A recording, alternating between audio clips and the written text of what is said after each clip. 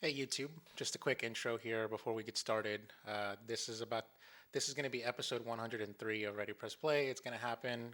The thing is, during the recording, I screwed up. I forgot to press the record button during the first 15 minutes of the recording. That's on me. My bad. Luckily, don't have to put up with this much longer. We only got a couple more episodes left to go before we exit video and go to audio only.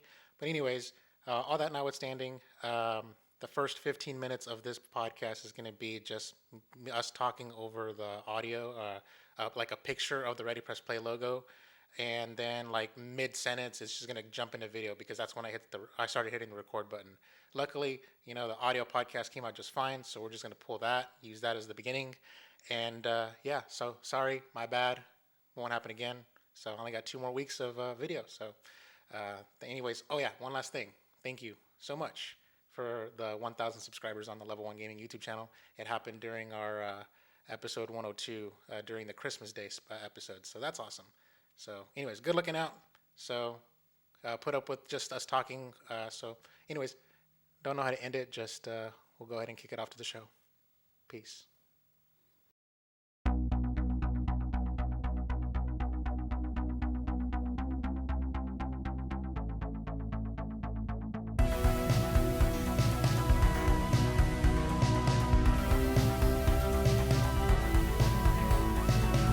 What's up, players? Welcome to another episode of Ready Press Play, your weekly source for everything that's new and exciting in the world of video games.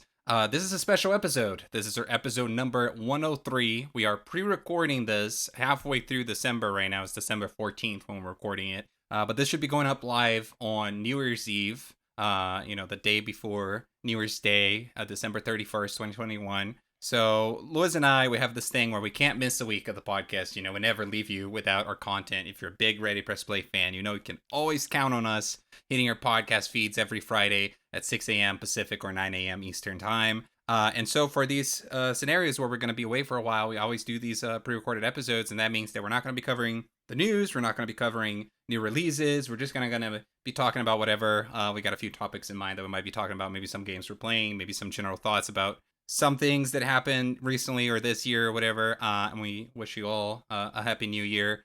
So, of course, I'm joined as always by my co-host, Mr. Louis Menchaca. Dan, last year we uploaded our episodes on Christmas Day and New Year's Day, and this year is no different because the video versions of the podcast will drop on Christmas Day and New Year's Day. So. Oh, interesting. Does that mean that the next year? I actually don't know if it works that way. I don't think it works that way, but I would wonder if next year, then that would mean that we're 2 days earlier then. 2 days before Christmas, 2 days before New Year's. I think so. Yeah. It would go that for like 4 years in a row, and then we hit the year where we got, the leap year or whatever, and then I think it changes it up. I'm not sure if that makes any sense. I'm not a calendarician or either way, whatever. Either way, let me just say this real quick, but that Level 1 Gaming, like the actual website, is going on holiday break. Like they actually announced it on the Double XP podcast. They will not be doing any shows, any podcasts, and they may have pre-recorded like uploads. Like I've already been on their YouTube channel. I can see on their back end. They already have stuff scheduled out, but it's already been recorded and edited and uploaded already. So they have stuff gonna go up, but it's gonna be like 5-minute like little opinion videos. So we're the only podcast that's actually going to be going up and staying up and uploading and stuff like that. And on Christmas, so mind you, So yeah.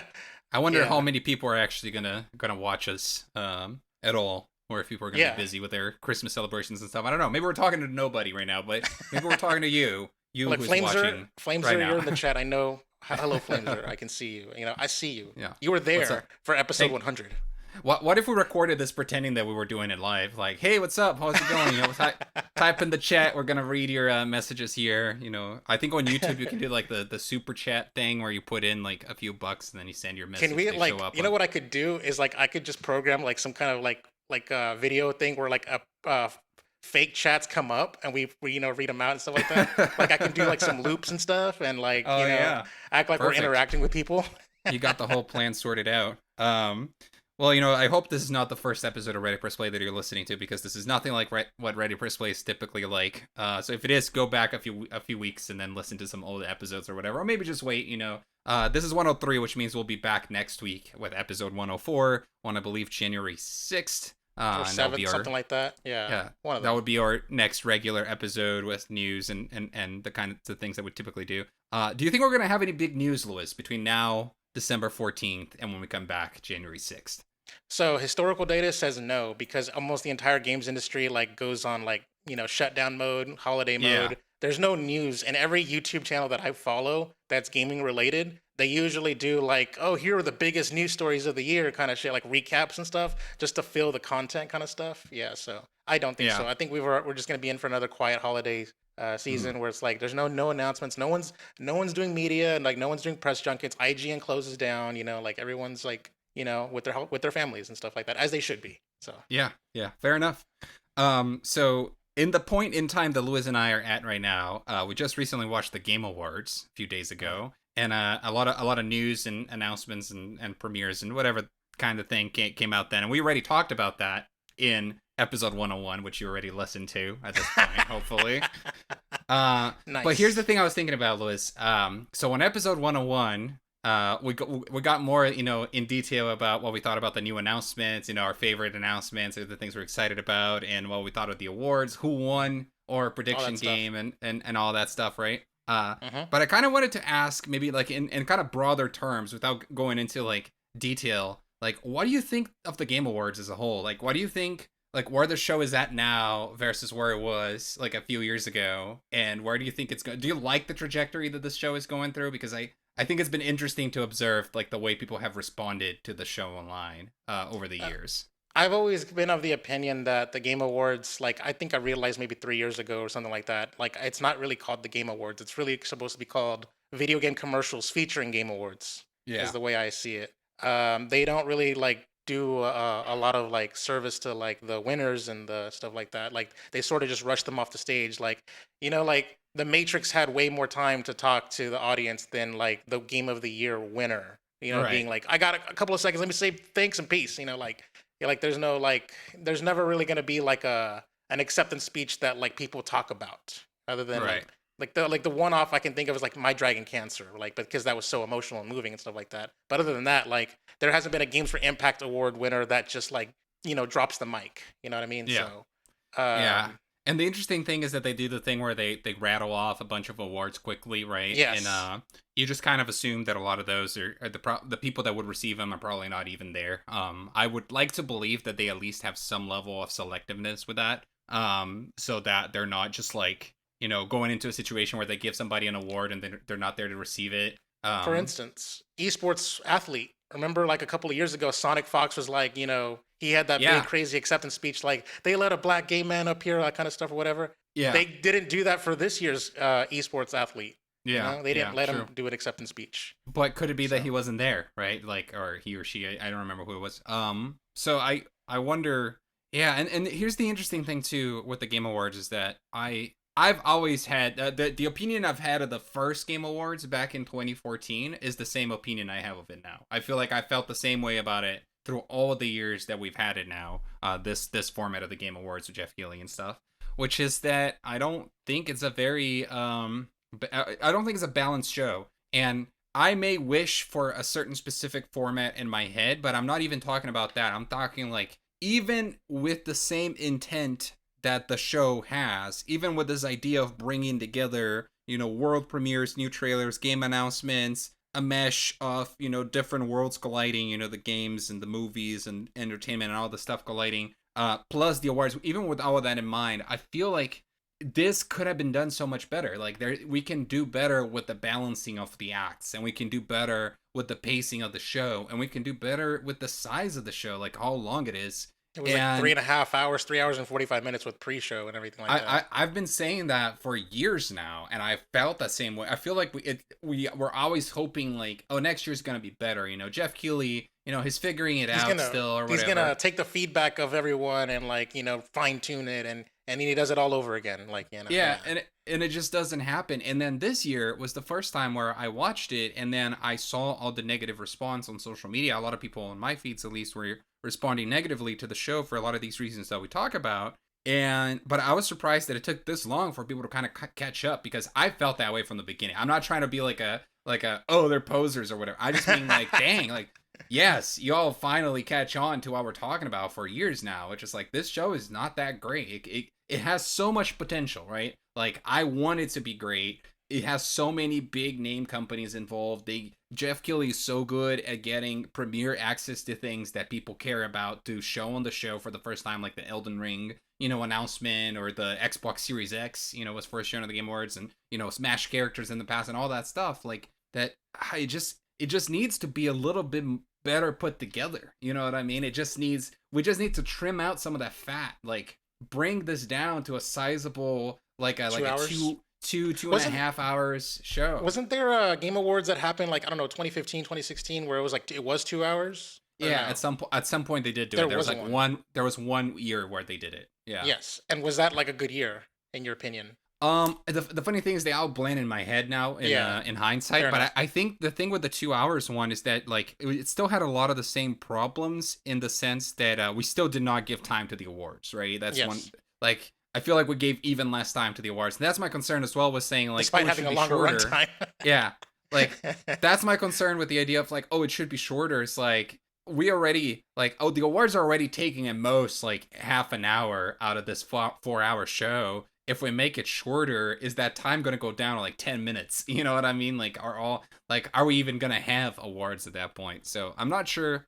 I don't know. I'm just beginning to think like as much as Jeff Keighley has, this infectious personality, and I love the vision that he has, the ambition that he has for the show. I feel like he And just he needs seems better. earnest. Yeah, I just feel like he needs better help running it. I don't know what's going on there. I don't know if it's because it's inevitable. They got to pay for the show. They got to sell all these ads or whatever the fuck. But Yeah, that was going to be another thing about like from the behind the scenes perspective, since they're in like this big ass like theater. I don't know if it's called like the Kodak Theater or whatever the fuck, like whatever expensive venue that is. That looks expensive, and their production yes, design and all that stuff, and it's just the production Microsoft. team. It's the Yeah. Microsoft Theater, which used to be called the Nokia Theater. It's used Uh, during E3 for all sorts of stuff as well. so like Um, that venue is so expensive. Do you think that Jeff Keighley is beholden to take all of these ad spots to pay for that telecast or whatever?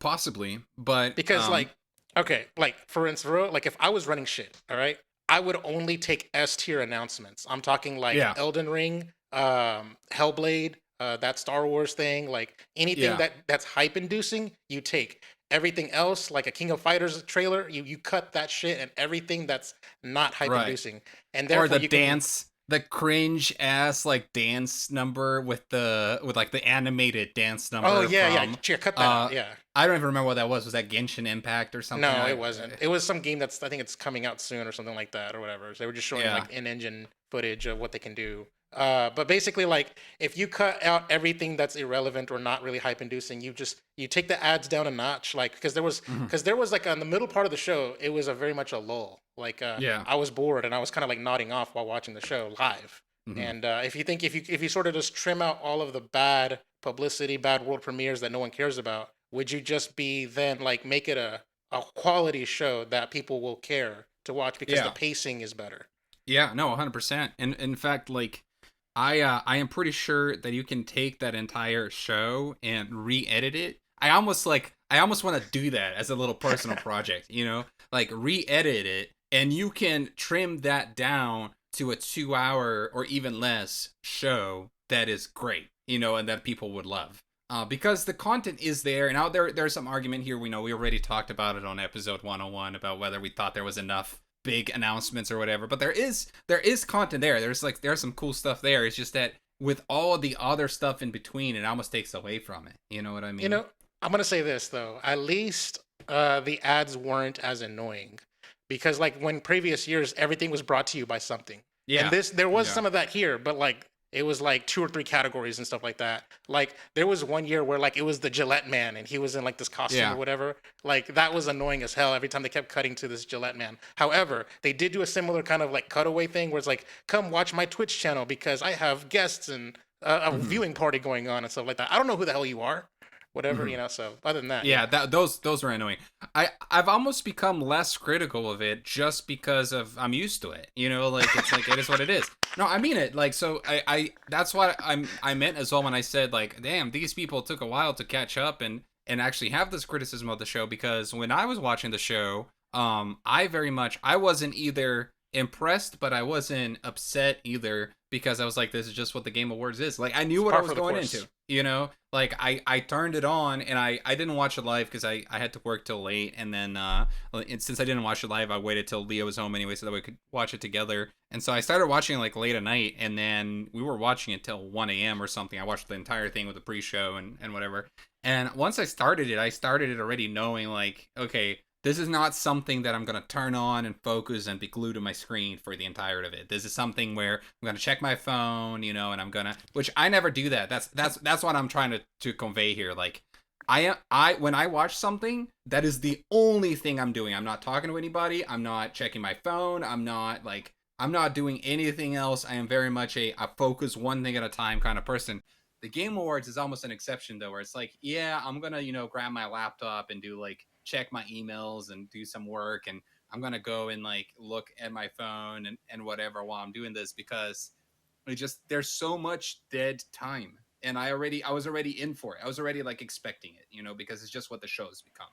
It's like, it's a 4 hour long show where 2 hours of it are just dead time. Yeah.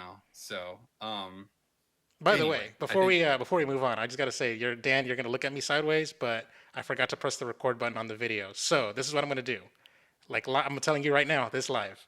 I'm gonna put the audio, the first 15 minutes of audio, with the Ready Press Play logo, and then we're just gonna just snap into like existence and video just randomly, and okay. the middle of your Sure. sentence. Sorry, Sure. I'm sorry. No problem. No problem. That's your side of the business. You take care of that. You do whatever. Yeah. You do whatever works, and that's fine. Just created some more work for yourself, I Yeah, it's guess. gotta edit. I gotta edit and export it now, so it's Yeah. just a little bit. But luckily, Anyway, I still hello frame. everybody. Welcome to video. Yeah, welcome to video. You know what? It's just I'm sort of already getting in that mentality. We're going to audio, which is kind of fucked up because like this comes after I made our best Ready Press Play video ever. You know what I mean? Like so. Mm-hmm. But I will say this. I'm gonna tell you, Dan, right now. I have a special surprise planned for the final video episode. That's just gonna How like many surprises do you freaking have? Okay, so I'm gonna tell you a little bit behind the scenes about what happened with episode 100. So Okay. on episode 100, and Dan, this is the first time we were actually talking about it because we were gonna talk about it until episode 101, but whatever. You guys can hear it again. So Dan didn't know about how the video was gonna end and stuff like that. I kept that a secret from him. And I had a different like montage. Okay, so episode 100 ended with the montage of our Twitch streams. I Yes. had a different montage in mind of just a bigger, more ambitious, more clips. However, the Ready Press Play song is only like 2 minutes long, and like the clips that I Mm. already had were already like building up in length, and they took up so much time. So I had to like pick between one thing or another. And now the one thing that I cut out for episode 100 is eligible, or I can reuse that idea and finish and sign us Mm. off for our final video episode. So, All and it right. just so happens Cool. that since I already made the footage already, it's easy because that's less effort because it's already all the work's been done for me. So, Mm-hmm. yeah. I don't All know. right. Do you want to take a guess at what you think I might be what I was gonna do? I'm thinking it's gonna include pieces from our video episodes as well, right? Since we our video podcast episodes, which we only started doing this year, as opposed to only the streams. That would be my guess. Yeah, you're good. You're good. Anyway, let's hit up some other things to talk about here. Lewis, have you been playing Fortnite Chapter 3? Yes. Okay. So let me tell you this right now. First off, I watched like a 20-minute YouTube video explaining the actual story of Fortnite. It's just like completely like mind blowing that there's an actual. Does it even matter? By the way, it feels like it's just nonsense. It's a canonical story apparently going on, and like that's why like there's like the scene with the Rock and everything like that. It's all that stuff is going on. Apparently, like there's just like this faction war, like this bid for power. And are they stuck in some kind of time loop? By the way, Yes. there was something in the ending of or either the ending of chapter 2, or it was like the first cutscene, beginning chapter 3 or whatever, that made it seem like they were stuck in this bubble that is in a time loop. Of Yes. some kind or something Yes. like that. Yeah. The Fortnite island is basically like this nexus point for all of realities, realities. It's Hmm. called the 0 point. It's like this thing that powers everything. And so through the 0 point, every reality that's ever existed, like the Marvel Universe, DC, all that kind of stuff, like that's how you can have all these crossover characters and stuff like that. Because when you enter the Fortnite reality, you get they make a clone of you basically that just makes you so you're like an avatar, and then you can leave the loop, but you're still in the loop. Like there's a part of you, Right. like a clone of you, like a shadow of you that's still there. That's how I can still play as Iron Man. I can play as Batman and all that stuff like that. There's like Right. you can canonically finish the story of what happened at the end of the Marvel season where Iron Man and Thor peace out, but they're you can still play as their skins because they're like the remnants of Right. themselves. Interesting. Yes.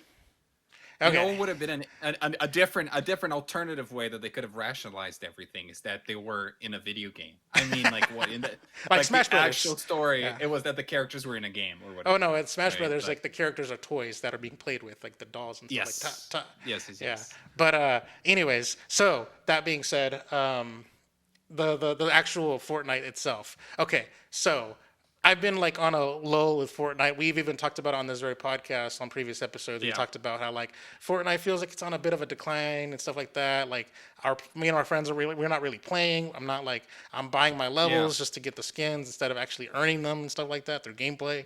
The challenges are like very convoluted and complex, and this whole structure is just so over all over the place and stuff like that. So finally, when chapter 3 started, like I just was like mind blown, like falling in love with it all over again for the first time, kind of stuff. They've completely streamlined all of the weapons and everything. It's like simple. Um, Hmm. so the gameplay is fun. They got like these new weapons, like this med mist, where you can like sort of spray yourself instead of like bandaging yourself. You can run with it. You can heal others and stuff like that.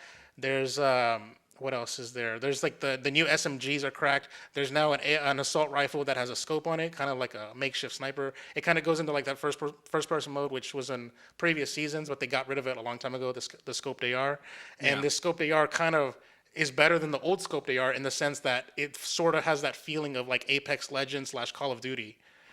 There's also a slide that Apex Legends and Call of Duty does, where you just hold the crouch button and then you just do a power slide and all that kind of stuff. It's so Yes, awesome. It's yes, so yes, yes. fun. And it's like there's a Spider-Man, like they have because Spider-Man skins in there. You can actually like Spider-Man around and stuff like that, swing and stuff. Like Fortnite's engine is so fucking versatile. Like there's just so much going on, and the game is fun for me. I actually like it.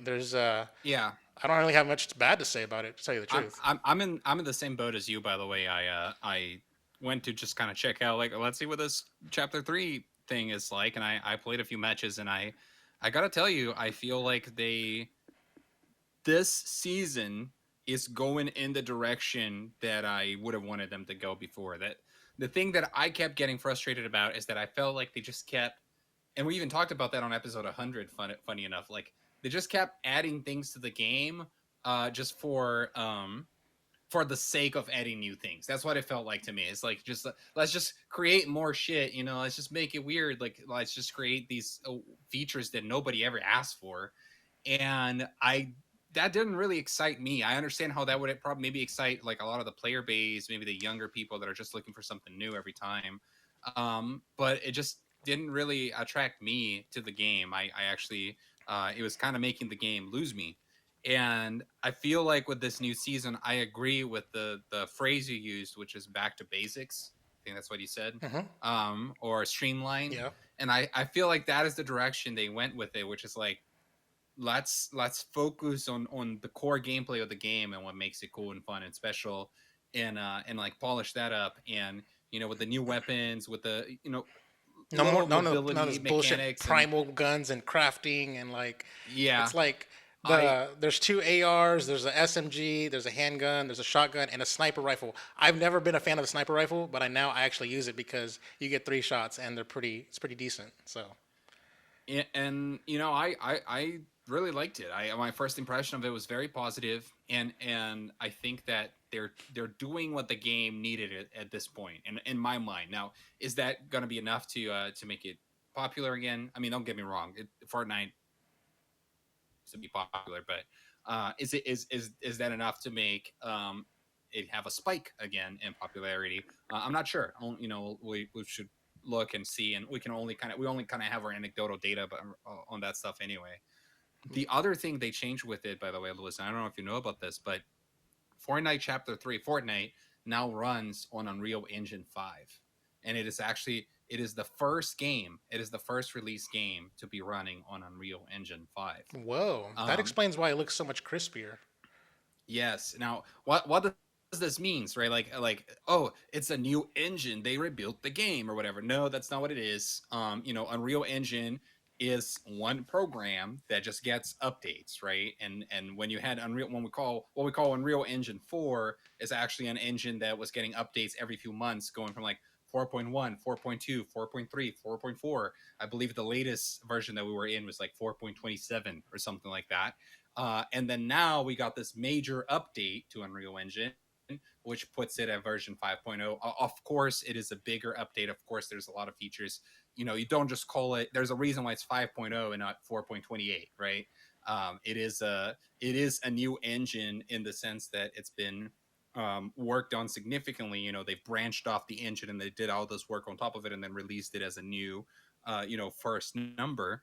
But that means that the people that worked on Fortnite, being Epic developers of Unreal Engine, just worked on kind of upgrading the engine version that the game was running on, made sure it ran and worked with Unreal Engine 5. And so I guess the only reason why I'm doing this explanation is that I just want to point out that perhaps um, it's not as if the game was ground up built on Unreal Engine 5, right? They upgraded It's what backwards the compatible, code the game. basically. The engine, Yeah, yeah. the engine's backwards compatible, They so I get upgraded that. the engine the game was running on. But yeah, I noticed that visibly because when I didn't know that information, and then I installed the game and I'm playing around on my Series X and I'm like, the game just looks better. Like I couldn't quite put my finger on it, but I was like, it just looks better. It looks like the lighting or whatever is better. Like it just looks higher quality. It looks a little bit more next gen. And then I went and I looked it up, and then that's when I found out that it actually So, is running on Unreal 5. so So let me ask you this: like, this is the first release game on Unreal 5. Now we've seen like Unreal Engine 5 tech demos already before, and like I'm just mhm. surprised. Like in my head, like I just feel like Unreal Engine 5 has been out for a while now, and like I'm surprised that there already isn't a game that's been released on it, or no. Well, as far as I know, and I want to fact check that information because I'm like, did I get that wrong? But I'm pretty sure that Fortnite is officially the first game to be out that is using Unreal Engine 5. I think there's a lot of games being worked on, but just not released yet. The other thing, though, is that we did get a new tech demo release that used Unreal Engine 5, Oh yeah, the and that was, Matrix. yeah, shown at the Game Yeah. Awards. And I didn't have time to talk about it on episode 101. We actually talked about the Game Awards, but I'm gonna talk about it now because I actually downloaded and I played through this Matrix Awakens One last thing. experience. One last thing before we Uh-huh. move on. Before we move on to the Matrix, I just wanted to say one last thing about streamlining. I like the new challenge structure. The challenge structure last season was so complicated with like these branching storylines. Talk to this Yes, yes, yes, character yes. and then do these things and stuff like that. They're like these weird, like pages of character portraits that you have to scroll through. Where it's like, here's what you need to do, and it's like sort of like broken into three columns: season, this thing, and then milestones. And milestones are things that you do passively anyways, so you don't even have to track. So Yeah, yeah, just wanted to say they had such a good quest. Had such a good quest system before, and then they fucked with it, and I didn't like that either. yeah. And I feel like that's a little better now. I agree with you. Anyways, Yeah, so I checked out the Matrix experience, and this is really fucking cool, Lewis. You should when you have some time, you should download this on either your Xbox or your PS5 and check it out because this is one of the first things that is out there that actually feels truly next gen, right? I know I just throw that term around with Fortnite, but I mean like this gives you a taste of what true next gen games will probably be like in a year or two or three or whatever. Um, so I could have spoiled it for myself because like minutes after the Game Awards, the IGN had a full playthrough of it uploaded on their YouTube channel. And right. I was tempted to watch it. I was like, nah, if the whole YouTube video is like 20 minutes long, I might as well just download it and play it myself because it's only a 20-minute experience. So, Yes, it is a short like so the way it works is that it's split in two parts. At first, you have what's almost like an interactive cinematic in a way. So like you have the cinematic experience where honestly I don't even know how much of it is like real and what isn't. Like I feel like it straight up reached the point where I Uncanny couldn't quite Valley? tell the difference. Yeah, where I couldn't quite tell the difference between is this, am I looking at a CGI character right now, or am I actually looking at a Filmed. fuck, I just blanked on his name. Keanu Reeves. No, the Keanu Reeves, right? Yeah. Like it's hard to tell. Like you literally can't tell. And the other thing is like, so you go through that, and then you have some very little interactive part where you're shooting at things as you're going through, and you're in this car chase or whatever. Uh, but then what I call the second part of it is that after you go through that little section, then they just kind of put you in the middle of an open world, and there's very little you can do. Like you can't go and do a mission. You can't go. It's not a game. Like you can't go and follow a story or whatever. You're just standing in the middle of this open city, and you can walk around, and you can press a button, and if you press a button you can fly around, not as in like Superman flying, but you just take control of the camera and you look around the level, like a debug command kind of thing, right? Way to tease. So and it's just supposed to be a demonstration of what the engine is capable of. So you got a few interesting things, like you got these dynamic like traffic systems, like with the cars like going around like the city and stuff, and they got the pedestrians going around as well. So it literally feels like you're in the middle of a GTA game, but you can't really do anything other than walk around. But still, like the fact that they got that, like everything they got running simultaneously in the way that they have it running, like the density of the city, the fact that you're able to just run around or fly around with the camera, and like everything is rendered, you don't get like, you don't see like popping or anything like that, and it's smooth. It's just very impressive. I don't know how else to describe it. It's what Cyberpunk should have been from day one. Yeah, basically. Like so it looks like what Cyberpunk should have looked like. A living, breathing city with routines and all that stuff. Yeah. That's my excited, hyped up side talking, right? But then the other side is also like, well, but it's also a very limited demo, right? So the moment you add gameplay on top of that, the moment you add shooting and enemy AI and everything else, then suddenly you may not be able to do as much that you were doing there. It'll what do you call it? What's the word I'm looking for? It'll like crumble under its own weight, kind of thing. Yeah. Exactly. So it will drag down some of the other things. Maybe your frame rate drops and all. You got to simplify And you gotta. you can't have as many cars on the road or whatever. That's why Breath of the Wild cleans up the RAM or whatever whenever that blood moon rises, and all the enemies respawn. So that way you don't have to worry about memory issues and stuff like that. So yeah, man, I definitely think you should check it out. I think everybody that has a next-gen system out there where they can run this on should check this out. I don't know if it's on PC as well. I assume it must be on PC as well. But yeah, it's really cool. It's really cool, and it's a cool look into what gaming can be in the next few years. Interesting. Like, I'm still waiting on that apartment game to come out, to tell you the truth. That's the one where it's like, yeah, you remember that one? We covered that at the very early onset of this podcast's life, I think. Yes. I remember that. That's who was working on that? It was a studio that we know. They're split between like 4 different games, isn't it? Isn't that the studio that's doing Hellblade, or no? Yeah, so that's what I just thought. I said Ninja Theory, but I actually don't know if it was. For some reason, my mind is thinking Bloober Team, which they're the guys behind the Medium, but I don't know. It might have been Ninja Theory. All right, let's see here. Apartment game. Let's see, Ninja Theory. Let's type it in. See what happens. It is Project Mara, and let's see here. It's Ninja Theory. Oh, okay, cool. So now we know. I've also been playing, Lewis, and this might be kind of surprising, but I've been playing Forza Horizon 5. I put quite a few hours into it already. Yeah, over the last few weeks. You know what's kind of funny is you saw me in the game when I wasn't there. Yes, dude. What the fuck? Like I sent Lewis. What Lewis is referencing is that I sent a photo of this to him, but I'm just driving around and I see a car pass me by and it says Chakalaka 88 on it. So I took a photo of it and I sent it to him. Yeah. I was like, "That you? Do you play the game?" And they said, "No, I don't even have it installed."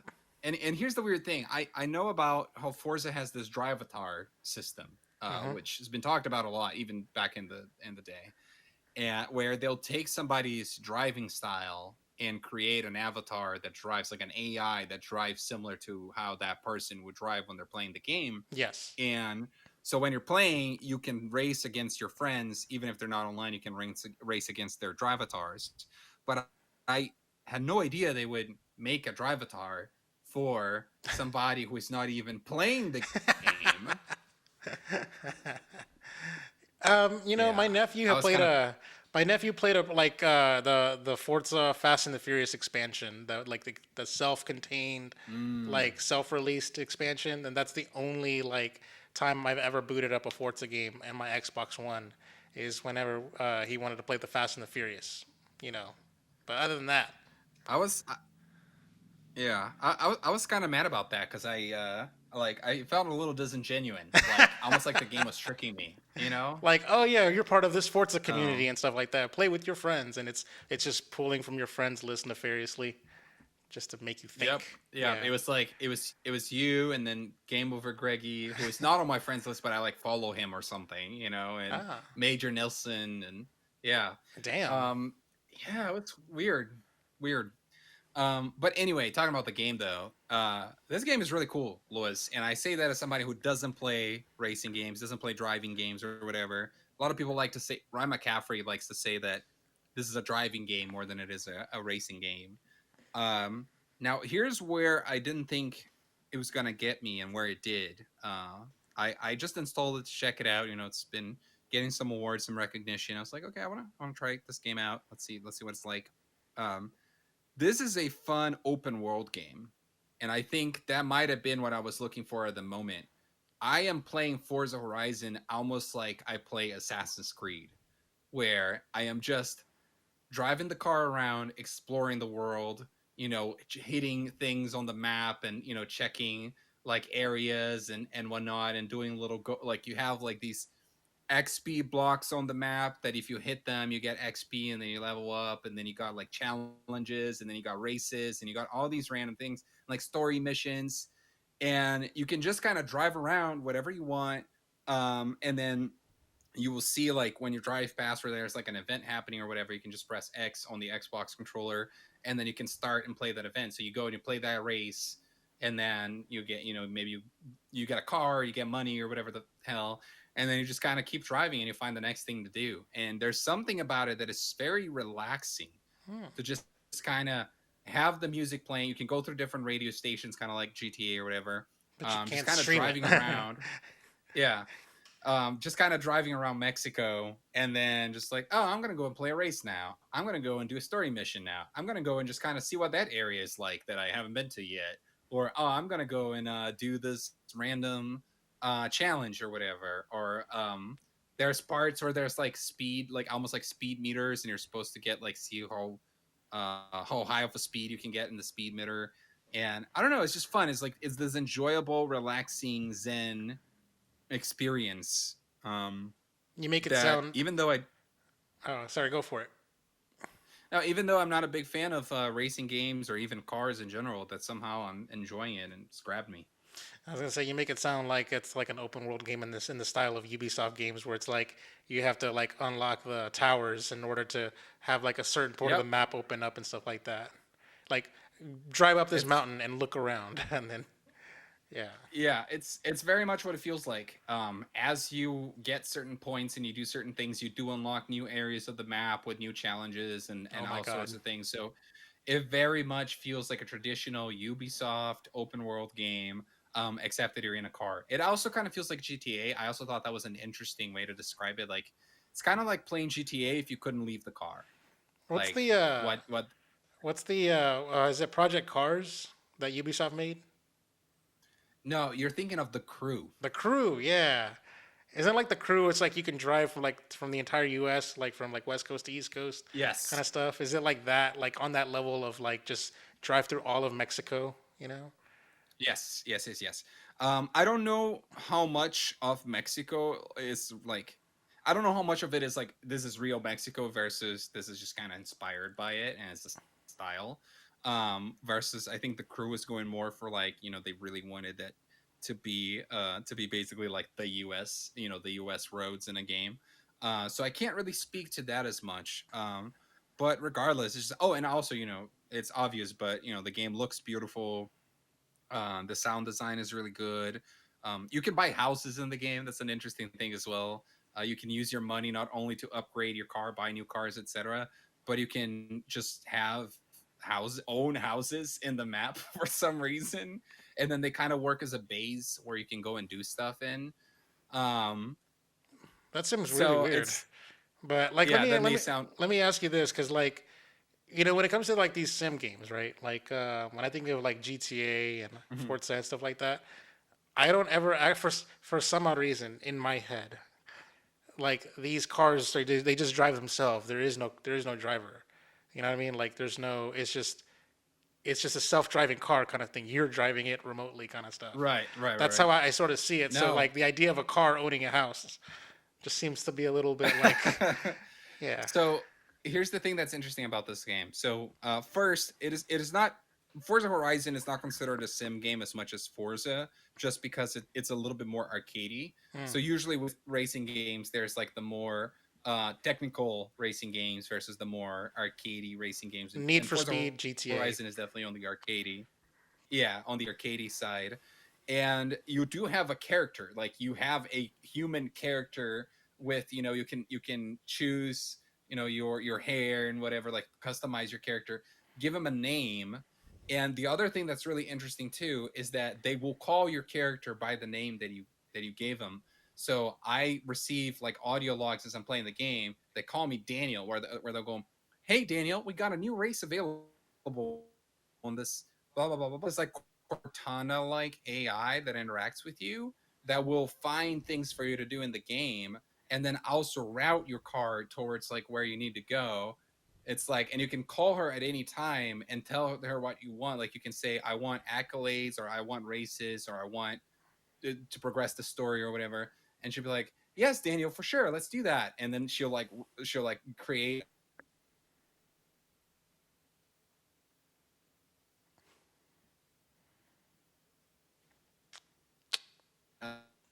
uh, guide you towards like whatever, something for you to. I want I don't, it's not that I want other racing games to learn from Forza Horizon. I want Assassin's Creed to learn from Forza Horizon. I want Batman to learn from Forza, Horizon from to learn from this, because I feel like it's almost like this interesting lesson in open world game design.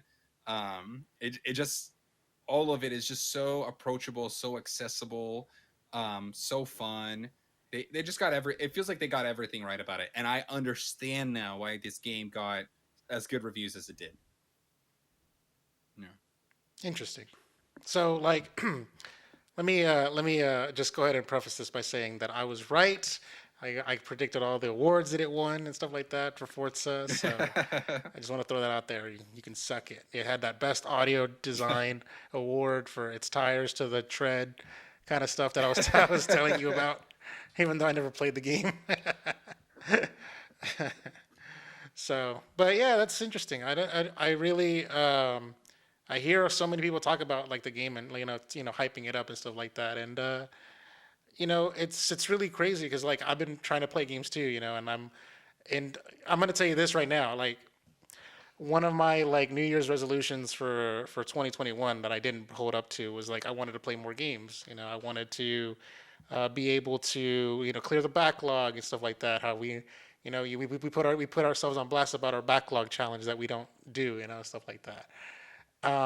And so I just wanted to talk about that aspect of things. Like I've been trying to play like Halo. I'm trying to play Metroid. I'm trying to play Pokemon, and Forza doesn't quite fit in right now. But even though I hear it's a good game, it just sucks that there's too much to play. So yeah, Oh no, I totally get that. There's so many games that I keep hearing about as well that I feel like I wish I had time to play, but that I probably won't. Do you want to talk about? what games you think you're going to be able to play during the holidays? I only try to Um, plan for two really, and if I can finish the third one, mhm, I'll do the third one. But my two main ones I want to tackle, I want to finish Pokemon. I want to beat the Halo Infinite campaign, and mhm, I want to finish Metroid Dread. Like those are the three main ones. Like the Metroid right. Dread is like the third on the list. So that's actually a thing I wanted to start with. Like Halo Infinite's been out for a while now, and I wanted to ask you, have Mhm. you actually gotten around to playing it? No, I have it installed. I unfortunately I have this thing where because I'm still playing Halo 2, which I never finished. I'm like, well, I'll finish all the other Halos first, and then I'm still telling myself that, knowing that it's probably not gonna happen, and that I should probably just jump to Halo Infinite anyway. Um, So Halo 2, is that the one that started with him like look up, look down, look left, look right, right? On Halo 2? um, isn't that the start of Halo 1, the one we played together? Okay, is it? Okay. I just remember I can't remember which I only played the two Halos, Halo 1 and 2. And I can't remember which was the one where it's like you're in the like the little medical bay and you're being like, awakened and stuff like that. And he's Hmm. like, let's check your motor skills. Look up for me and then look down for me." Right. Yeah. Okay. Halo Infinite does the same fucking thing. It's like, let's check your motor skills. Look up for me, follow the light, and then right now, okay.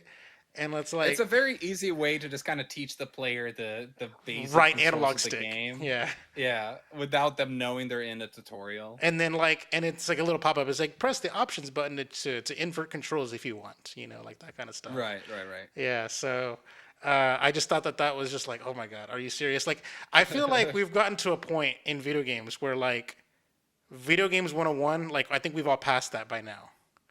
Or Right. no, or no, am I like? I guess the Cuphead Hmm. example is always going to be like the thing that just aloofs us or whatever. But you know, That's an interesting question. Like, should here's the thing: if you're a developer and you're making a video game, should you assume that everybody what level of knowledge or I don't know, like video game experience should you assume that your player is gonna have? Like, yeah. should you always make a game assuming that could be somebody's first game they ever played in their life? Or the first game in the genre. It's like the first person shooter you've ever played, that kind of stuff. I just thought that was very interesting, and it's like we've already had 20 years of Xbox, 20 years of Halo, 20 years or maybe even 25 years of dual sticks. You know what I mean? So Right. uh, Yeah. yeah, It is interesting. It does make the game accessible to people that it otherwise wouldn't, and maybe that's ultimately the intention. But I agree, like, that they could have probably figured it out on their own anyway, sooner or later. But as long as you do it in a way that is tasteful, as long as you do it in a way that is not obnoxious to the people that already know it, I think it's fine. I think when people get upset is when the game is overly tutorializing something that where it's like stopping you in your tracks to be like, hey, hey, by the listen, way, hey, yeah, hey, listen. listen, you can press A to jump. We got that right, but there are better ways to do that. No, actually, I actually played the first chapter of the game, and the first chapter, like the first, I don't know, 10 minutes of the chapter was like the tutorial because like you have to utilize everything at your disposal. You have to crouch, you have to climb, you have to jump and climb, you have to do the grapple, the hook shot, which is like the new thing, by the way. Like everybody's Nathan Draking over here because like like everyone wants to like get that like link hook shot going and stuff like that. Like I don't remember if you remember like in Uncharted 4, it's like, oh yeah, like let's use Yeah. this rope and stuff like that and just swing Indiana Jones style and But now the way I remember it on Uncharted 4, it was very contextual. It was almost like a quick time event where it was like in certain instances. Isn't that how it was, or am I remembering that wrong? no, like you can always like press like on certain things that you can like highlight or whatever. Like when you're like Right. sliding down or whatever, you can just press RB or whatever or R1 and then just like like just like snap to it. Like I And then remember, didn't The Last of Us do that too? Like The Last of Us Part 2 where you can also like throw. I remember they made a big deal of the rope yeah, physics or whatever in that game. like the whole like Yeah. yes, yeah. And so like so yeah, they gave Master Chief the link hookshot, which I want to say is new to the series. I have no idea. Yes, I did not play Halo it's 5 or anything like 100%. that. Okay. So I just assumed that, oh yeah, now he's got a hook shot and he can like sort of, like swing tube like stuff, and so you have to like go up to like a level, but you can't. There's no stairs, so you just have to like hook shot your way up to it, and it's sort of teaching you like the very basics. It's not very annoying. It's not like the pop ups are like hey listen kind of thing. It's kind of like very subtle. It doesn't really like Right. it doesn't really like pause the game. It just kind of sort of like here's a quick little pop up, and it's kind of very small. It's like not very annoying, and there's no one speaking into your ear. It's like hey, you know, hey, listen, kind of stuff. None of that stuff. Hmm. So the very first, what's kind of interesting? We played the very first Halo together, and we're doing that Yes. escape sequence in that ship. The this game is that chapter all over again, where it's like an escape sequence in this ship that's, you know, that's gonna, Right. all shit's going down, So like, it's so like a mirror, like it's like poetry, they rhyme kind of shit, Yeah. Um, There's probably a lot of nods to old school fans of Halo, little fan service bits and nostalgia, and they probably wanted that would be my expectation in a way, that they probably would have wanted this story to be the Avengers Endgame off the Halo lore, right? Like to like kind of bring it all together and give you all these references and things that the fans go like, oh yes, like I remember that or whatever. I don't know if that's what they did. I'm just saying that's what your they hope probably for, should have done, yeah. or would considering that this is the supposed ending of the current story, and possibly the last Halo game we'll see in a while, right? So like, that's the thing. The I watched like a 22-minute long IGN video like explaining the entire lore and storyline and chronological order, which apparently Halo 1 doesn't even like start the whole chronological. There's like a whole like prequels and stuff like that with Halo Wars and stuff. So and stuff that that was like known about like in like lore prior to Master Chief Mm-hmm. even existing.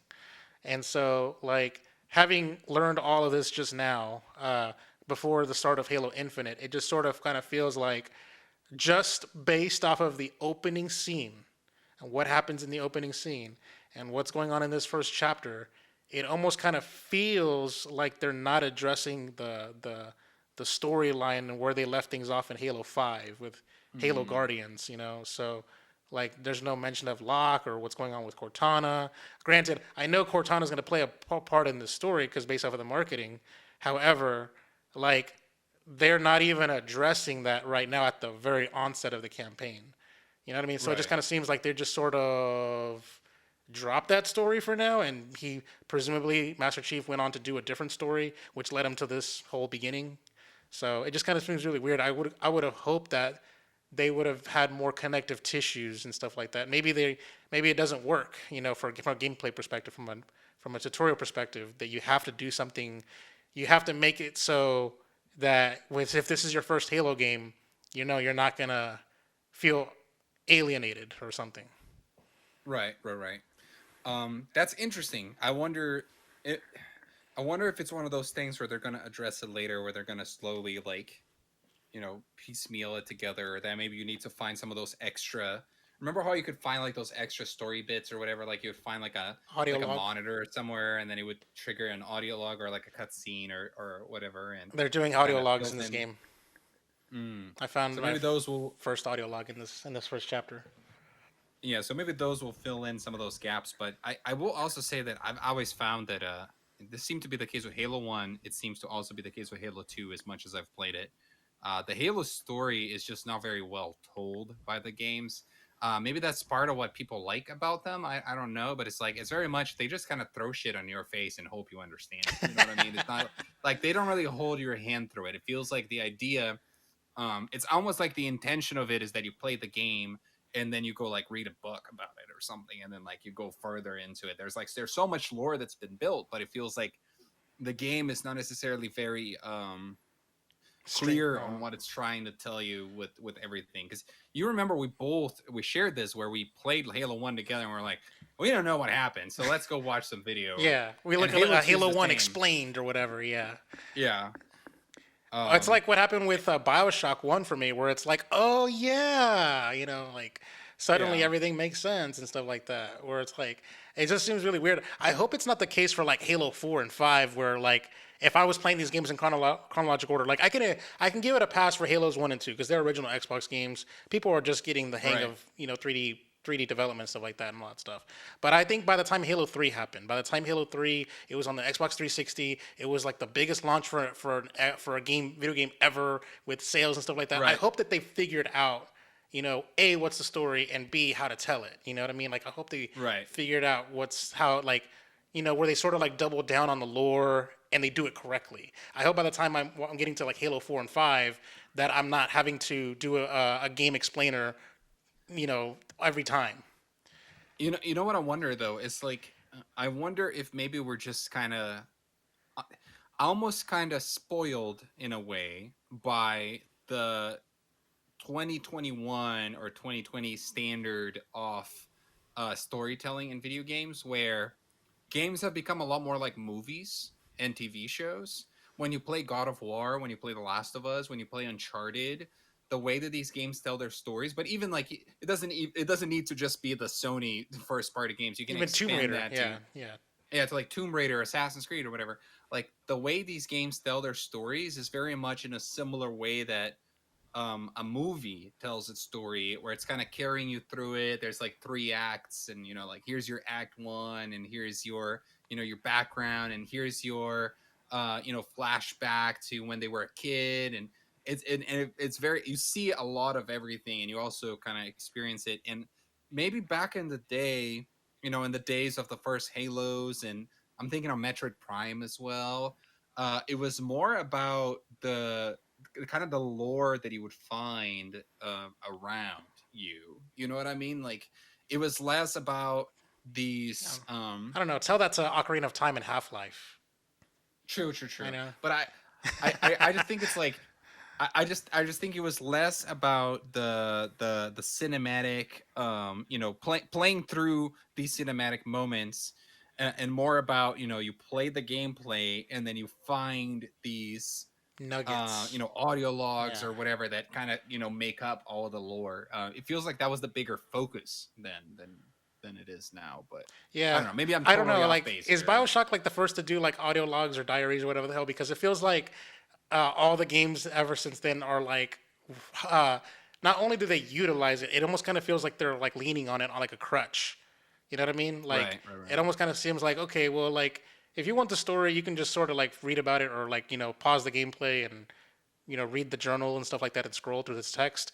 But otherwise, you can just keep moving if you don't care about it, that kind of stuff. It's almost kind of feels Right. like it's almost like a detriment to like the game, or I don't know, like not the game, but it's a detriment to like the story or the lore. I don't know. I don't know how to world building or something like that. It almost kind of feels like, yeah, it's Yeah. there, but if you don't care about it, then you can just play the game and have fun. You know?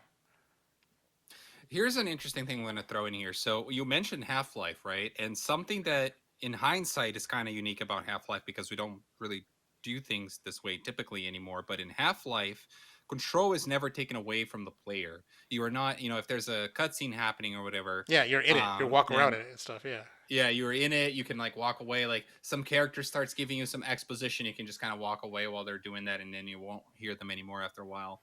And there's something that's really cool about that. But then the kind of the unintended problem with it is that I think it might be easier for players to miss key moments or miss things, because in a more controlled cinematic experience that we get with these more modern games that we're talking about, the game can go like, hey, let me get the camera, let me take control away from you, let me get the camera, let me focus on this thing, let me, like, you can do, it's almost like you can have more control over the fact that the players are seeing everything you want them to see and are understanding what you want them to understand. Versus maybe back in the day, it is more on the player's agency and responsibility to pursue and understand the story. I was gonna say, like, couldn't you have it both ways, where you never take away the control of the Yeah, camera, yeah. but you lock the door like behind you and you can't walk out of the room? Right, right, right, right. That's a good point, and I think many would argue that games are different than movies, and that they should be different than movies, and that that's one of the advantages, that player agency that we're talking about is one of the advantages offer media, and we should, make use of it. So I don't feel strongly one way or the other. I'm just trying to rationalize this. This has been kind of like a topic of the show that we got into that we didn't even anticipate, but I'm It's just a trying to conversation. rationalize. Yeah. Yeah, I'm just trying to rationalize why I think it's like the way the story is told in some of these older games just feels so different than the way it is nowadays. But going back to Halo Infinite, I will say there's like I have two little forms of critique, and they're mostly nitpicking. Uh, Hmm. like don't remember the left stick. I remember being the left stick being sprint, where you have to press on the left stick in order to sprint.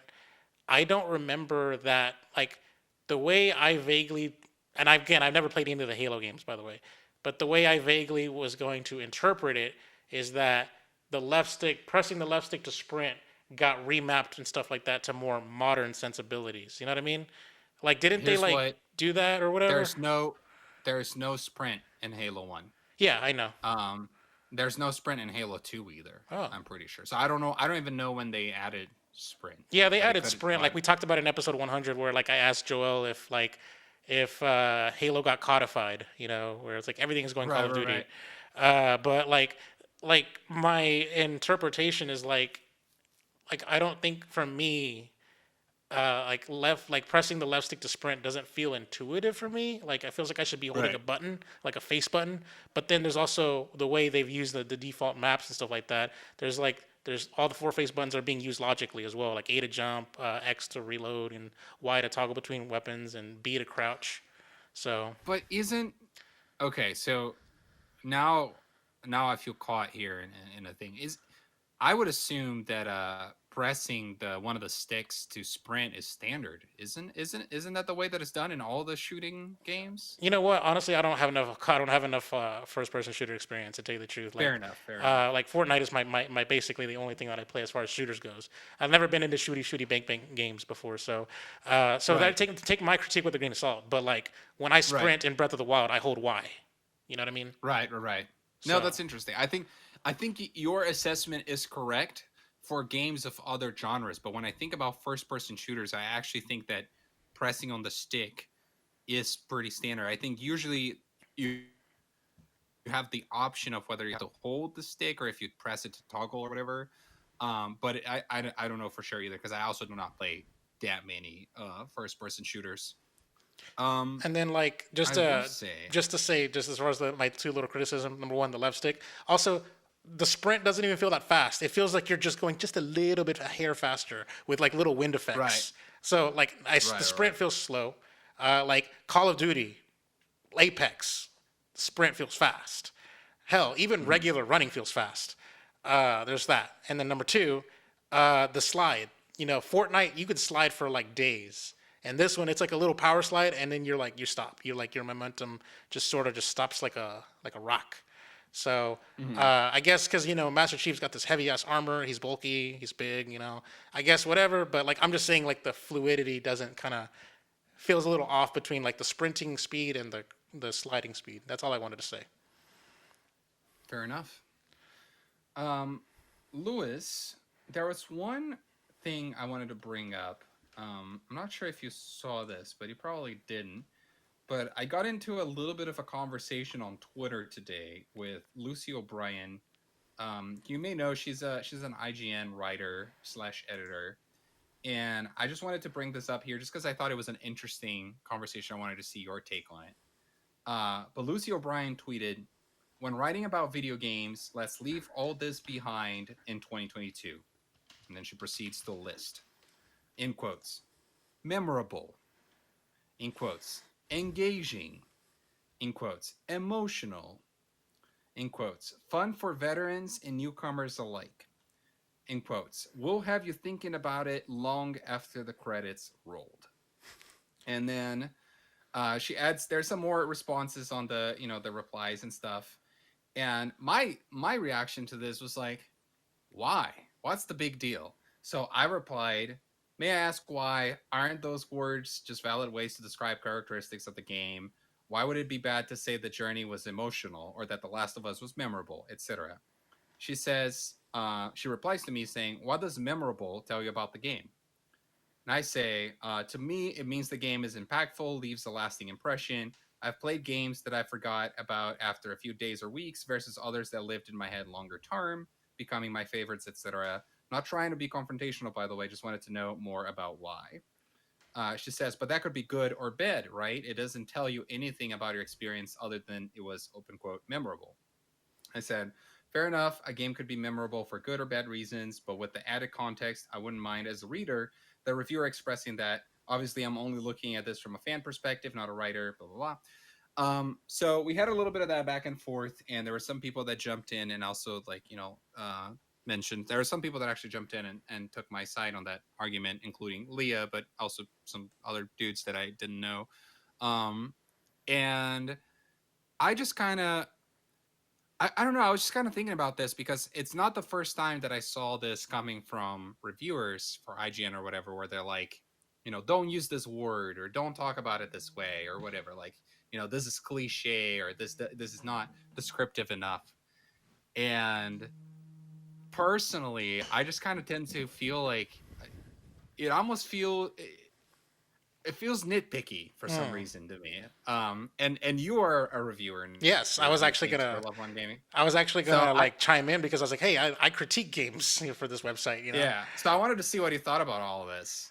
Like I can sort of see what she's thinking because certain things get played out, certain things get overused. So like for Mm-hmm. instance, when it comes to Smash Bros, like when there's commentary, there's commentators and stuff like that. There's certain things that people like lean on too much. That Mm-hmm. like there became like a whole topic of conversation in the Smash space where it's like commentators should stop using these phrases because like for instance, example, extra credit. So people were saying that a lot too much in commentary that it came played out, and they wanted us to they wanted commentators to step up their game and stop using the word extra credit. And for those that you don't know what extra credit is whenever you're ahead in the stock. So like it's like the first stock of the game. You both have three stocks. You both have three lives. One of them takes away one of the lives, and so suddenly that person with the three stock to two stock lead, he's at death percentage. He's gonna, he took a lot of beating just to get that one stock out. So now, how much percentage can he tack on before he inevitably dies? How much extra credit can you do? Can you do 50%? Can you do 80%? 100%? Mm-hmm. Like that. It's like everyone's like sort of like it's like, oh, let's how much extra credit is he gonna get? That kind of stuff. I was like, he needs so much or blah blah blah. It became played out. So I Right. can sort of see in her viewpoint when all she does is deal with writing and critiquing all the time. Granted, I only write like maybe once a month if that when I get an assignment. Right. So like I can see where somebody who does it on the daily on the grind would want people to move or elevate to something better, something that pushes critique forward. Right. So Right. Right. that's where I go with her on that one. But as far as you, I mean, you're perfectly fine with your from the fan perspective because from the reader's perspective, from the viewers and listeners' perspective, they just want to hear what they know. You know what I mean? So Right. yeah, Yeah. I almost kind of felt like it's. I guess the way I looked at it is like it almost feels like it's overcomplicating something that doesn't need to be complicated. You know what I mean? Like, let's say you're describing a game to me as a friend, right, Louis, and you're telling me like hey, you're trying to tell me whether this game is going to be up my alley or whether you liked it or you didn't or whatever. You may come in and say, oh, this game was very emotional. That was one of the examples. This was very emotional. It made me cry or whatever. Like, yeah, this is the kind of story that will hit you in the heart yeah, and tell me that way. And I will appreciate hearing that because that gives me context in the game and I can picture it in my head and I know what you mean. And I feel like almost like this idea that you need to avoid using a word because it's overplayed or cliche or whatever.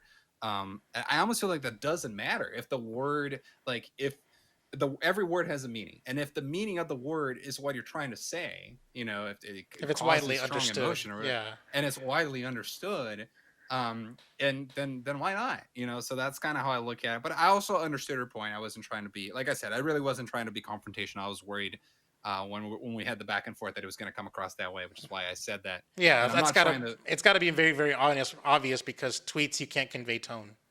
Yeah, so Yes, exactly, and that's something that's difficult too. Like I've had situations before where, and I'm a very like chill guy on Twitter. I don't do any kind of controversial statements or anything like that. But there have been times where I replied to somebody and they replied back, and I could tell that they took my reply in a way that I didn't mean it. Yeah. Um, I You know, can't remember that's what. why that's Go why ahead. the Lewis policy is like the best tweets are the tweets that you don't tweet. Yeah. um, I think I had a thing with Max Scoville once, which was also from IGN, where he was like tweeting like some movie opinions, and then I replied with some movie opinion back, or whatever. I was like, oh, I actually like that movie or whatever, or I didn't like that one, and then he had like this like super rude response back where he was like, I can't even remember exactly what he said, but he was like, oh, you need to get better taste or something. I was like, oh, dang. Like you didn't need to do that. um but anyway, just wanted to throw that out there. Just wanted to see your take on it. Interesting. I tried. I Yeah. tried. I just Twitter stalked you, and I couldn't find the reply that you were talking about. So I'm like, I wanted to put it Oh, up on. really? I wanted to put it up on screen, but I couldn't find it. So it must be because don't you like when you reply to something, shouldn't it show up or no? Here's what you do. You go on my profile and then you click tweets and replies, because it like separates it. Oh, okay. um So your tweets are different. Okay, interesting, interesting. yeah. I see it now. Interesting. Those Yeah, so try. bastards. Wait, hold on, hold on. Let's stop here. Okay. Didn't they used to do it where like you do both? They're mixed together. Your tweets and the replies are in one feed, or no? I Hasn't that think at always been the some point case?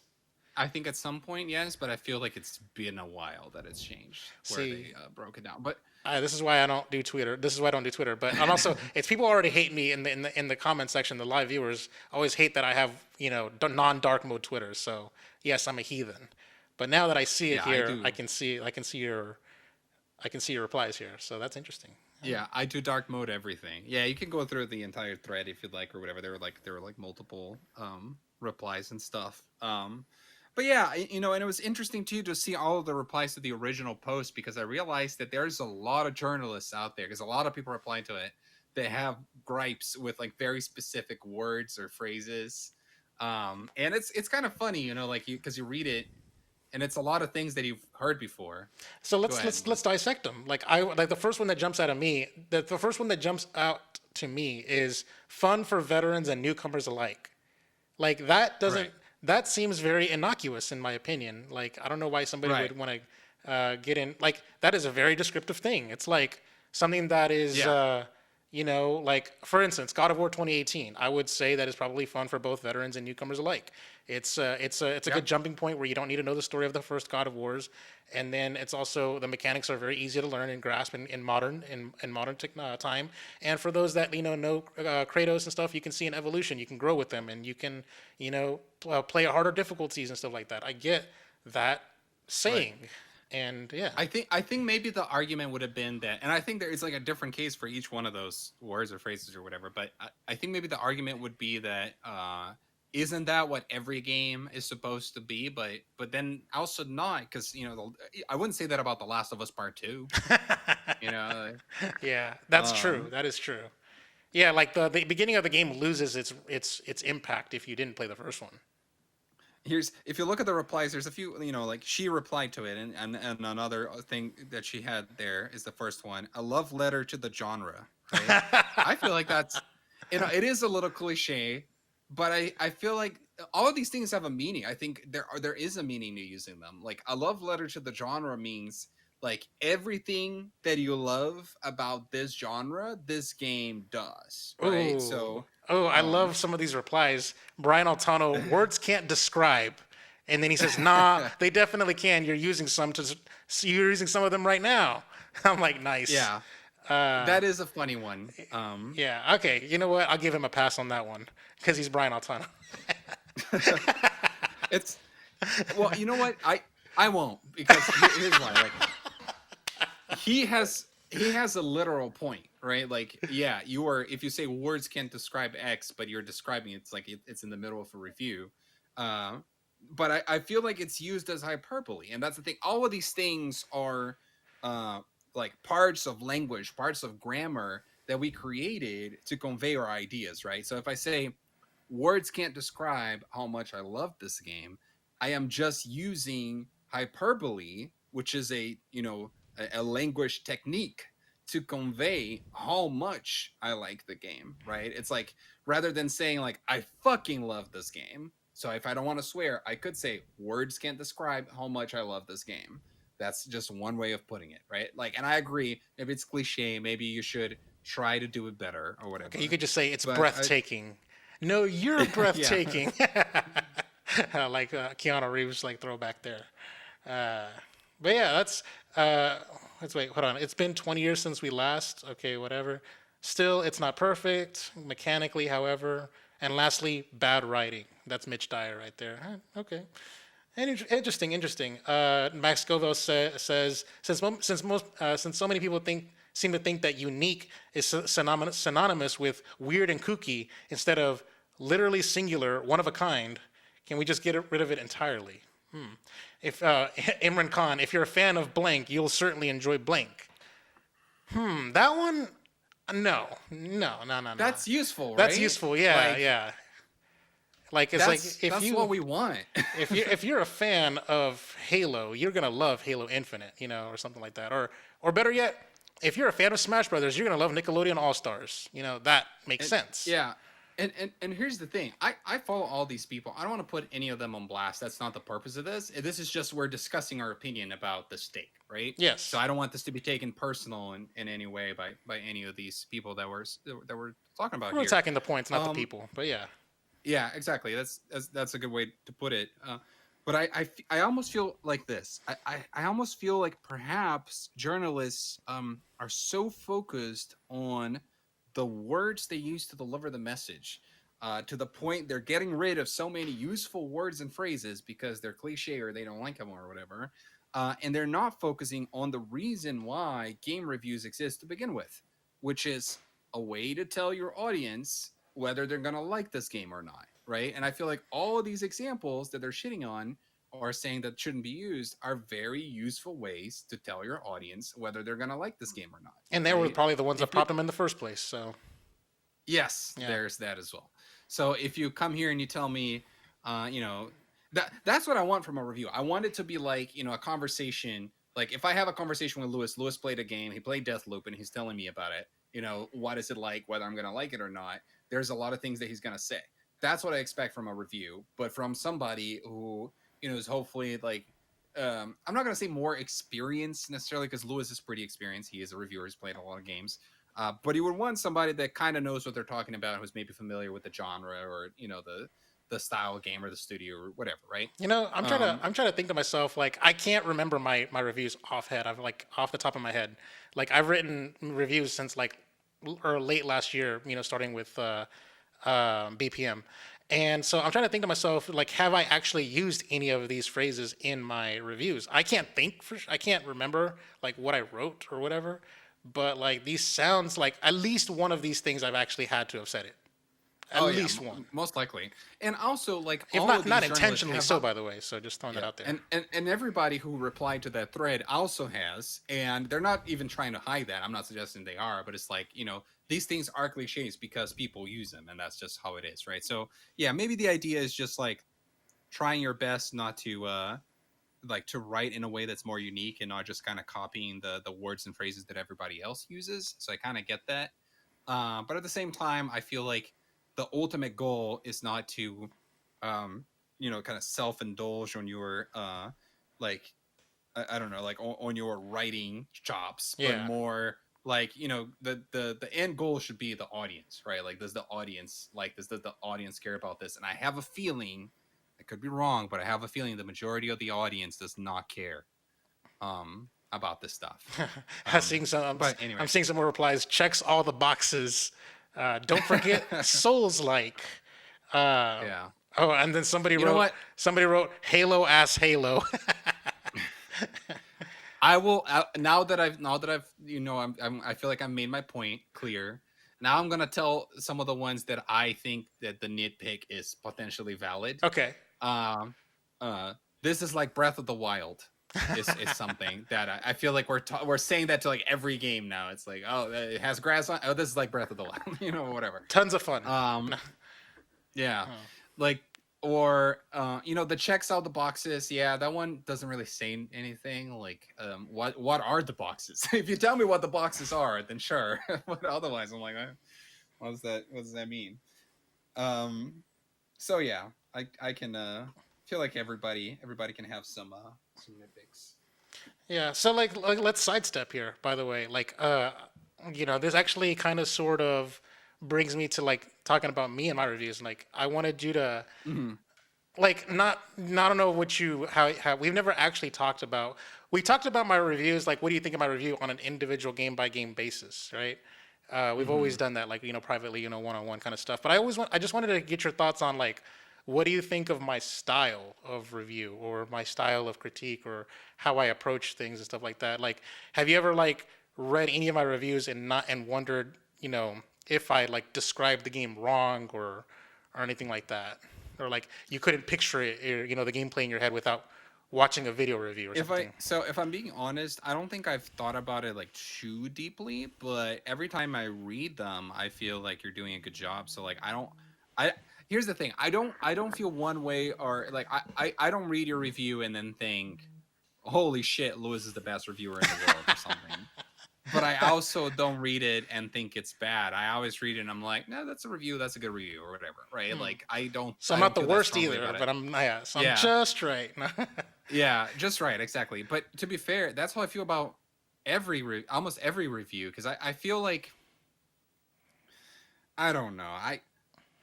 Number one, I don't really read reviews a lot anymore. I actually just grabbed this because I wanted to show that I am actually reading this Game Informer edition, like physical. Like I have the physical Game Informer. Um, we could talk about this in a different situation, but they have reviews here, and I actually read some of their reviews like Mm, on paper, mm. um, and I think they're pretty good. And but I don't. It's not like our reviews just they're kind of the same to me. Like I don't see from my mind, like I don't think there's a lot that you can do wrong with it. You know what I Mm. mean? Like it's almost like Like, have it's you ever almost like like those. seen or watched or read a bad review? Like, this review sucks. Like, Yeah, I probably have. That's the thing. Like, I think I've seen reviews that stood out for being bad. Um, like when people are just shitting on something, when it comes across like they're just shitting on something and they're not being very clear why. mm. I've seen some of those. But I don't know if I've ever seen a review that stood out as being fantastic or whatever. They're all just kind of good. Yeah, okay, that Um, makes sense. so don't you kind of agree with that? Like, So do you remember? Do you have it in your head like, oh, this review was amazing? there are three reviews that come out to my head are like, these reviews are amazing. There was Greg's review of Uncharted 3, which I watched the video review. Like, these are all video reviews, Mm-hmm. actually, think about it. Like, there's something about like the way he does his audio, his voiceover kind of stuff that is so like just he's just talking to you like a friend kind of thing. Right. So like that one jumps out at me. The Game Explains Breath of the Wild jumps out at me because like they had to invent a whole category for like in their system in their review system. Their best score was not good enough, so they made a better score, and that was Oh, just like, that's cool. and they called it like there was loved like I love this game is like their best score, and then they gave it a mind blowing like it's just to convey how awesome that review is. And then there was Andrew Goldfarb's review of Persona 5, where like Mm, I am not into like JRPGs or whatever the hell that genre is. I'm not into like I never wanted to try Persona, right? So, right. however, his review was so infectious, like that positivity, that happiness, that joy that he got from playing the game was so well conveyed that it made me want to think to myself, I'll at least buy the game. I mean, you know what I mean? You know Like, what's funny? yeah, The one thing I remember about that one is that I remember that he had played the entire game in Japanese yeah, before yeah, it came out in the US, and then he played it all again in English, and he doesn't know Japanese. yeah. And I can't even imagine playing that kind of game in Japanese without knowing the Yeah, language. he So said that's it in his pretty review freaking like crazy. when he gave it a 10, he's like, I played this is my third time playing the game, and I'm like, fuck, you know what I mean? Like there was Yeah. something about it, like there's something about a really really good review that's just good at conveying a feeling, emotion, and I think with all three of those reviews, they were able to convey that that I don't know, that infectious joy of playing the Yeah, game that yeah, I don't think I've even remotely reproached it even on any of my reviews. So yeah. yeah. Maybe that's fair. I think of I actually think, and this would be very controversial, but I think of the Rich George Skyward Sword review, which I know everybody looks down on now, because when Skyward Sword came out, Rich gave it a 10, and he had this glowing review of it, and then so many people ended up hating that game or just not liking it enough, not thinking it's one of the great Zelda games. And I don't even know, like, I sometimes wonder if, like, in hindsight, he would still stand like By the by that 10. score. Yeah. Yeah. I know that nobody else at IGN does. Like, they'll make fun of it on like GameScoop or whatever. When like Damon Hatfield on GameScoop, sometimes he'll do this thing where they go through all the tens that IGN has given, and whenever they mention that one, they're all like, "Oh yeah, yeah, somebody gave that game a 10," kind of thing. Um, but at the time, there was a lot of excitement leading up to Skyward Sword, and a lot of people were like hyped for it. And the game came out, and I remember watching his review, and he was just so happy with it. He really was, like, at that point in time, before people started becoming more critical of the game. He said, or he what he conveyed with his review was that Breath of or not Breath of the Skyward Skyward Sword. Sword was like the best Zelda game ever, basically at that point. And Mm. that I even remember that the headline, it was like Skyward Sword review, and then the headline under it, they Yeah. always have like Yeah, that little text thing. Yeah. the blurb Yeah. was Ocarina of Time has met its match. That's what Ooh, it that's some said. fighting Yeah. words. Yeah. And he ended up being a little bit of an outlier. Actually, around that time, there were a few places that gave it high scores. There were a few places that gave it low scores, and then anywhere in between. But in the history of the game, I feel like people look at it at that review, with him being an outlier. But it was still cool. Like, it was cool in the moment that he was that excited about it, and that he was able to convey that So in his like review. those points about like being infectious and conveying that feeling, does Yes. that Yeah. Yeah. does that like work against you? So is that like almost like a counterpoint to my examples where it can go Oh. wrong, where Yeah. being conveying your emotions over critique can go wrong? I have another interesting example of this. Alien Isolation, a game. It's almost like the opposite cycle. A game that is now loved, and a Hmm. lot of people like and bring up as like one of their favorite horror games or whatever. When that game came out, Ryan McCaffrey reviewed it for IGN, and I'm pretty sure he gave it like a 5, Hmm. like a 5 out of 10. He gave it like a really low. He was on the lowest end as far as outliers go, for that game. And it really, like, his criticism of it really stood with me. I never ended up never playing the game. I actually own it on the PS3, I think, now. Um but his thing was that I remember that him talking about how he played the game on hard, but that the game recommended you play it on hard. So like when you turned it on, it was like, hey, we designed this game to be played on hard. So if you want the designed experience or whatever, the ideal alien experience, you should play it on hard. And then he complained about how frustrating the game was, but not just as in, like, a lot of people called him out as in like, oh, you shouldn't have played it on hard then, or get good or whatever. But the thing he didn't like was that he didn't think that the times that he got killed or whatever, that it was fair. That it never felt like it was fair. It felt like it was random. Like Hmm. the alien would just randomly spawn behind you and kill you. Makes sense. Um, Which I think was and that true because they found out that it was like a coding programming error on the AI or something like that that got fixed later on by the and then the community. other and then the other thing was that he talked about how the game overstayed its welcome, because he felt like ready to be done with the game by like the 10-hour mark, but then the game ran for another 10 hours, and it was Oh, like a 20-hour game or something. So and that stood out with me, and I know that he got a lot of flack for that review because he was very critical on it. And I think it's cool to bring this up because a great review does not necessarily need to be a positive review. It could also be a great critical review. I think that is also valuable information right now. Like, he wasn't hating on it, but he was critical of the things that he thought the game did wrong. Um, and then he ended up being an outlier on the negative side. So yeah, that's anyway, that's it. That's yeah, it's interesting. like I just wanted to throw this out there, like side tangent, like where last year's like episode around this time last year was like a conversational topic about anything but video games, and I like how we took the time to have our conversational topic about video games. Yeah, Yeah, yeah. so And that's cool though. We hit a lot of interesting topics that we would normally not have at the time to talk about in a regular show. yeah, we definitely Um, indulged a lot. yeah, Lewis, I think we're good to go here. Yeah, Do you want to talk about anything it else? feels like it was winding down, but Yeah. let me just pull this up here real quick because you have a link in this doc here about rats playing Doom on Twitch here. So you know what? I'm gonna throw it up on screen here, just because, and I'll let you say what you will because I have no idea. Like this is my first time pulling up this headline, and I Okay. figured we could just do like a little quickie on this one because this doesn't look like So we're gonna have like much to say about it for like 10 minutes or whatever.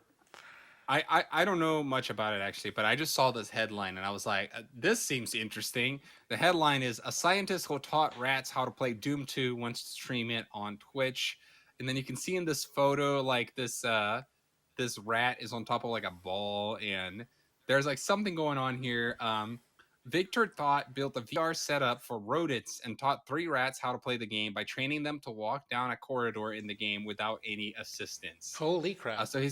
So he's basically tricking these rats into thinking that they actually live within the world of Doom. And there's like this device, connected to it and stuff. And it's just kind of interesting. Like it's one of those things where, I don't know, just kind of shows that animals are sometimes more intelligent than you think they are. But they also might just be conditioned to do what he wanted them to do, right? They might not even really understand what they're doing. I'm playing the video right Yeah, now, by the I'm way. playing the video too on screen, by the way, and they have this really elaborate contraption here, and Yeah. because they're like the rat is walking on the ball is then like conveying that motion to the rat kind of thing, and it's so interesting. Like, wow. And I guess they're doing some like Pavlovian conditioning here, where they're giving it a treat and stuff like that as it walks. Like, congratulations, you did the thing. Here's a treat, that kind of stuff. So, interesting, interesting, interesting. Yeah. But not a whole So lot to say about that. I mean, like it's more of a bit of a check this out than I would say yes, anything here. that's a So or special New Year's Eve. Check this out and yay science doing weird things. all Do you right, want to play our sound effect, Louis, or should I just wrap it up? I'll play the sound effect here. I got the phone. I got the phone queued up here. All All right, right. let's do it.